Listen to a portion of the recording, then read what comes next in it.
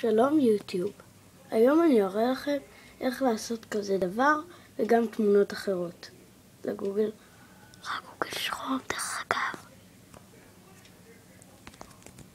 1. נכנסים, אם אתם רואים שיש לכם פה בצד, פה יורדים למטה.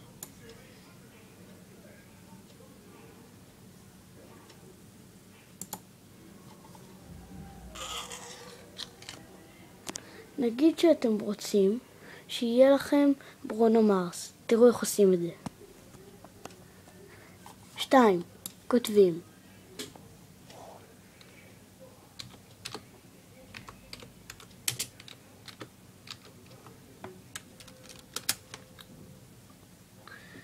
3. בוחרים את התמונה. למשל,